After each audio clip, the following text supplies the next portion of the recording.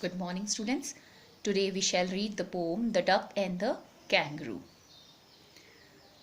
So let's begin with the introduction to the poem The Duck and the Kangaroo. The poem elaborates the desire of a duck which confined within the limits of the pond to go beyond and travel the world like the kangaroo did. The duck requests the kangaroo to take him or it on a trip and find a solution to the problems which the kangaroo would face. Okay, so let's begin the recitation of the poem. Said the duck to the kangaroo, "Good gracious, how you hop over the fields and the water too, as if you never would stop. My life is a bore in this nasty pond, and I long to go out in the world beyond. I wish I could hop like you," said the duck to the kangaroo. See the meaning of difficult words. Nasty means unpleasant or very bad. Okay. Then hop means jump. Now the meaning of the stanza. Here in this stanza the duck is awestruck, means he is dumbstruck, or we can say that he is surprised to see the movement of the kangaroo when it hops from here then there or from one place to another. To say this, the duck expressed that the kangaroo could hop continuously over the fields and water bodies. Okay, the duck's life was boring as it remained in the pond all the time, the whole night, the whole day. So it wished to see the world beyond the limits of this pond. So it wishes that it could also hop like the kangaroo. Okay, now the next stanza.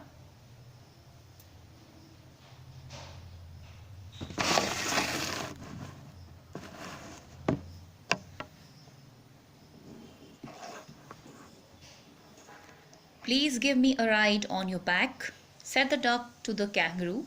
I would sit quite still and say nothing but quack the whole of the long day through, and we would go to the Dee and the Jelly Bowl over the land and over the sea. Please take me a ride, oh do, said the duck to the kangaroo. Quack means it's a sound made by the duck. Okay. Then the meaning of the stanza. So in this stanza the duck requests the kangaroo to give it a ride on its back, or simply we can say that the duck wants to enjoy a ride on the kangaroo's back. Okay, and in return the duck promised that it would sit quietly and would just quack all day. The duck lists the places that they would visit as they are given in the paragraph, like Dee and Jelly, Bow, Lee. The duck says that they would hop over the land and the sea. Now the stanza third. Said the kangaroo to the duck, this requires some little reflection. Okay, reflection means thought or pondering. This requires some little reflection. Perhaps on the whole it might bring me luck, and there seems but one objection, which is, if you will let me speak so bold, your feet are unpleasantly wet and cold, and would probably give me the rheumatis, said the kangaroo. Rheumatis means refers to the disease of rheumatism. Okay, then the meaning of this paragraph. the kangaroo replied that it had think over it to give it a ride on his back. The idea could be good for him, but he had an objection. And what is objection? That duck's wet and cold feet could give it body pains. They could, I mean, his cold feet could give the kangaroo pains, or they can irritate the kangaroo. Okay, now the stanza fourth.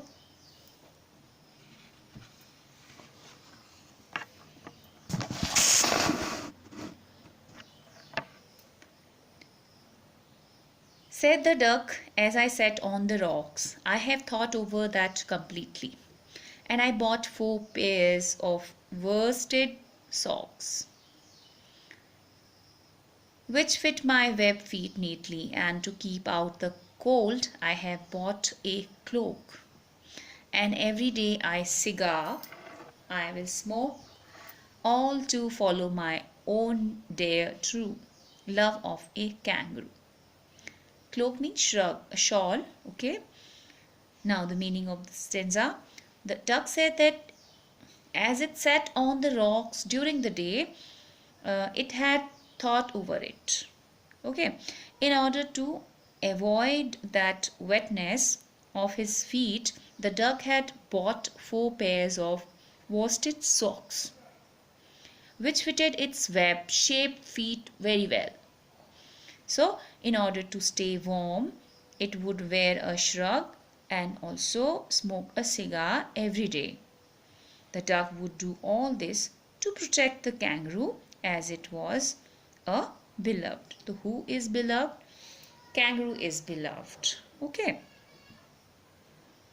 Next. Said the kangaroo, I'm ready, all in the moonlight pale, but to balance me, well, dear duck, sit steady and quiet at the end of my tail. So away they went with a hop and a bound, and they hopped the whole world 3 times round. And who so happy, oh who, as the duck and the kangaroo. So I told you that the duck would do all those things to protect the kangaroo, as it was a beloved to the duck. Okay, now in the last stanza, stanza 5, the kangaroo was satisfied. He was agreed with the duck's response and got ready for the ride. So at night, when the sky was filled with the pale light of the moon, they started their journey with a hop. Okay. The kangaroo asked the duck to hold it firmly, strongly, and both they travelled around the world 3 times. Both of them enjoyed each other's company very much. Now let's talk about the rhyme scheme of the poem. We can see that, see the lines properly. Stanza 1, actually all the stanzas have a different rhyme scheme for them. If we see the stanza 1, the rhyme scheme for stanza 1 is A, see, last words, first line kangaroo, second line hop, then third 2, stop, pond, beyond, you, kangaroo. Now follow me. Kangaroo, this will be A. Then second line is not rhyming with the kangaroo, so that will be B. Then 2 is rhymed with kangaroo, then it will be A. Then the fourth line is stop, that is rhymed with hop, so it will be B. The next word pond is new and not rhyme with any of the above words, so that will be C. Then beyond is rhymed with or rhyming with pond, so therefore it will be C again. Then U that's matched with the kangaroo, so it will be D. And then again kangaroo is matching with U, so it will be A. Okay, so the rhyme scheme for this stanza is A, B, A, B, C, C, A. A. Understand? I'm just writing for you the rhyme scheme for the stanza 1 will be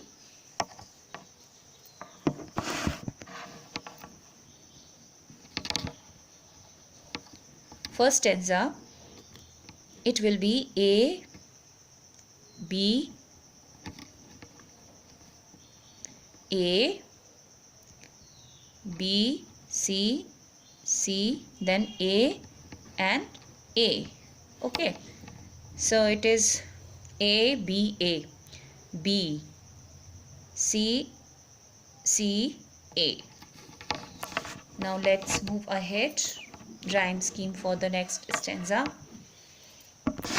It will be, see the words, last ending words of the lines, back. Okay, so this will be marked as A, and then kangaroo. It is quite different from the first last ending word, so it will be B. Just writing for you. Suppose back is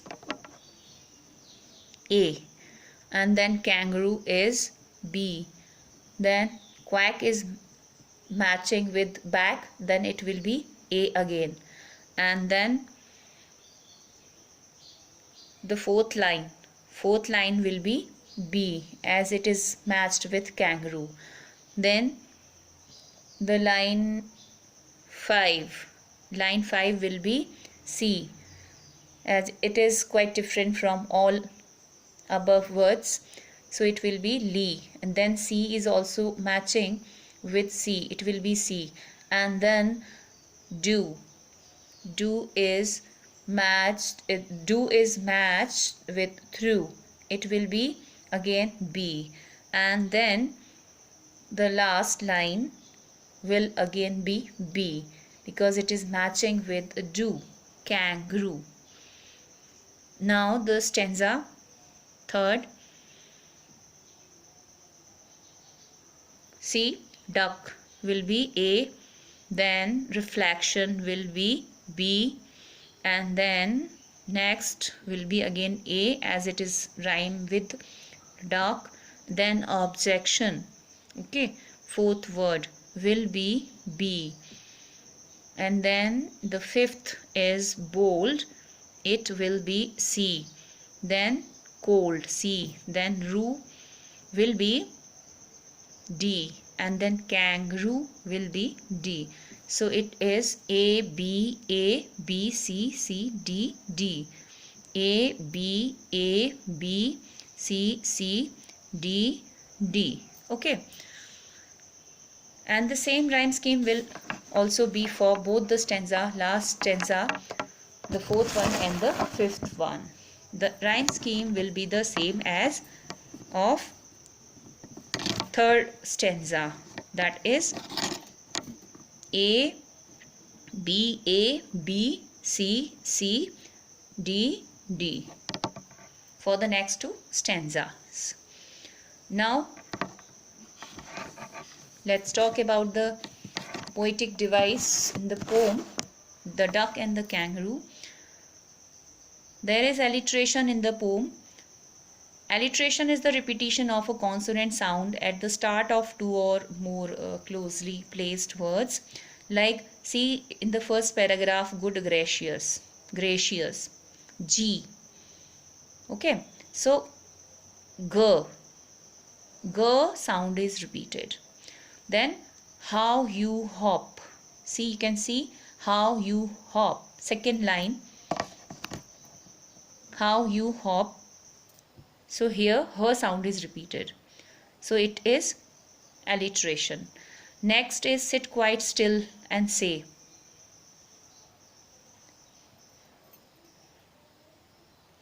See the second stanza. Can see it easily. Sit still and say nothing. Sit this one. Okay, sit quite still and say. It is here you can see sir sound is repeated. Then but to balance.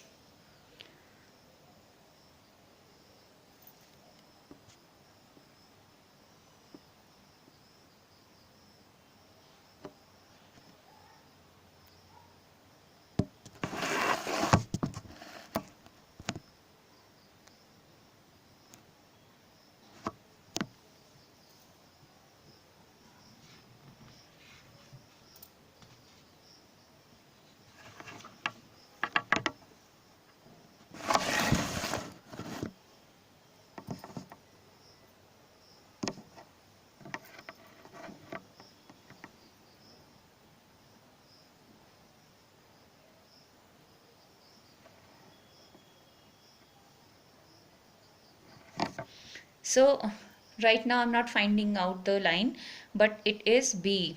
So B sound is repeated. Dear duck. Okay, you can see. So in dear duck, D sound is repeated, and whole world W sound is repeated. So all these are the example of alliteration in the poem. Understand? Now next rhyme scheme. Next poetic device used in the poem is refrain. What is refrain? Actually, the use of a musical rhyming sentence throughout the poem. Said the duck to the kangaroo, again and again said or written. So this has been repeated to lay stress or emphasis on the request made by the duck to the kangaroo. So this line said the duck to the kangaroo is the example of refrain. The next poetic device is used in the poem is enjambment. So what is an enjambment? When the same sentence continues in two or more consecutive lines, and I bought 4 pairs of worsted socks. You can see the fourth stanza. Here there is not any mark of punctuation, means there is not any pause or stop.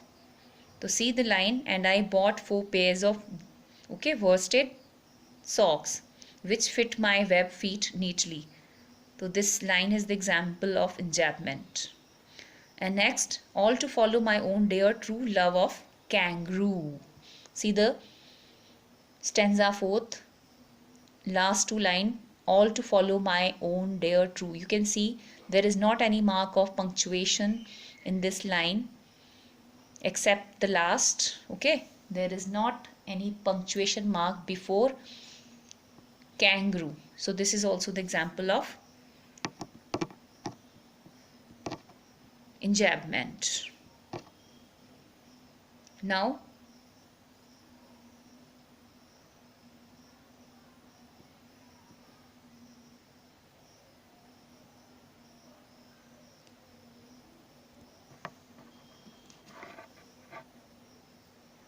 to summarize the poem, The Duck and the Kangaroo, we can say that this poem is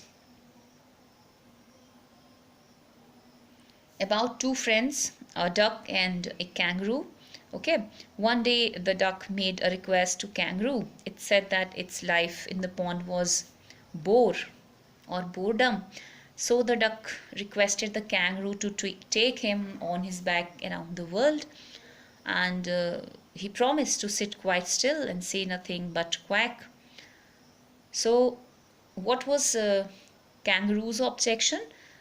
He gave a thought to the duck's request, and he told the duck of only one difficulty, and that were his unpleasant wet and cold feet. Okay, these wet feet could give the kangaroo some pain. So he solved the problem. How he solved? He said that he had already thought over the problem. So he bought 4 pairs of worsted socks, and these socks fitted his web feet neatly, and this way they will keep the cold away. And the duck had also bought a cloak, beside he would also smoke a cigar every day. Then the poem is having a happy ending. Okay, so lastly, Kangaroo happily offered to take the duck around the world. The duck sat at the back of on the back of the kangaroo's tail. They took 3 rounds of the whole world, and both of them were very happy. So that's all about the poem, The Duck and the Kangaroo. Thank you so much.